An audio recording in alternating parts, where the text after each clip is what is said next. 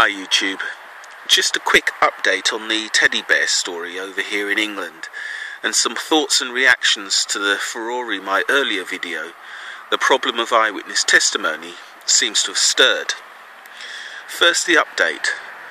The rightly embarrassed couple that reported the domestic cat as a lion are still sticking to their story. Despite all the evidence against them, they're still trying to warn newspapers that we're all about to suffer a terrible fate in the jaws of an unknown beast. And who knows, it might kick off a new cult for them. But as ridiculous as they are, it is not entirely their fault. They are the result of our ancestors' environment and the attributes our ancestors needed to survive.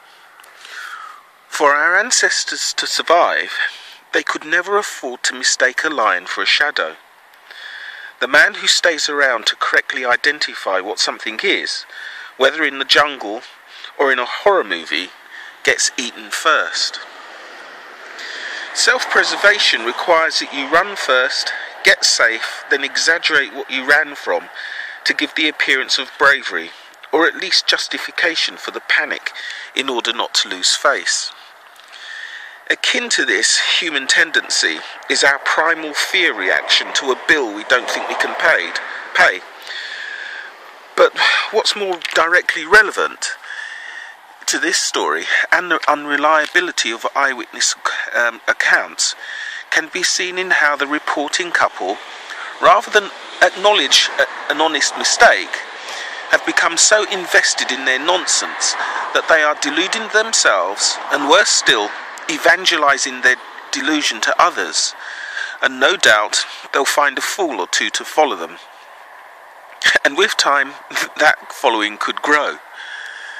The fact that people claim to see things is unimpressive. People have reported seeing fairies and other unlikelies, and on top of that, the witnesser usually insists it's true.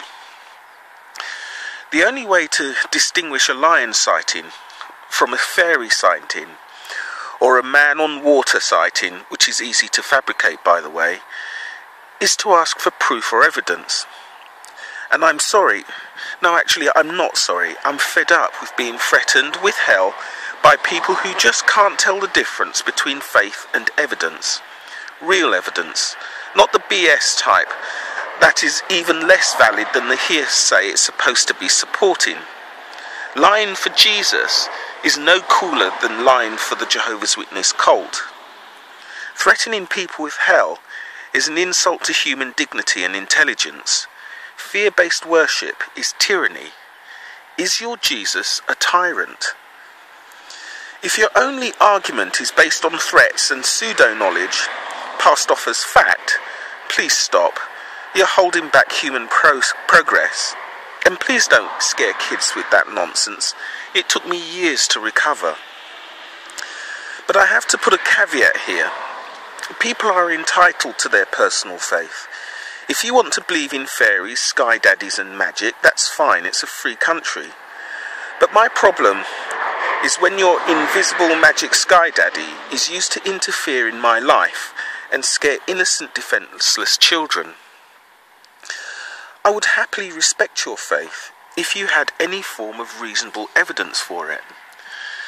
I think it was Carl Sagan who said, extraordinary claims require extraordinary evidence. For example, you'd take my word for it if I said I had a cat, an ordinary cat, it's no big deal. But if I said my cat did my taxes, repaired my car, paid off my mortgage, you'd be entitled to say, let's see the cat, and I'd like to interview it as well. But when I say you can't see it, or only dead people have seen it, and then I say, because you don't believe me, the cat will send you to burn forever, and that you owe your life to this cat somehow, it wouldn't be long before someone said, mate, you need a break, go lie down. So please, before you threaten me with invisible magic cats, please at least have a footage for me to analyse. Your claims are the biggest possible. I've got to obey a dead man I've never met because other dead people I've never met say he's great. He might be great, but the data available is not convincing. I need evidence as great as your claim. And as for your claims about him, they're just too easy to dismantle. Now, I want to deal with the praying lark. I prayed for years, nothing happened. I even did the prayers that Jesus guaranteed would work. Every beaten child, woman, man, convict and slave has prayed. There's even been a scientific study proving prayer doesn't work, so please don't offer to pray for me. Send your cash instead. After all, you don't need it. You have Jesus and I don't.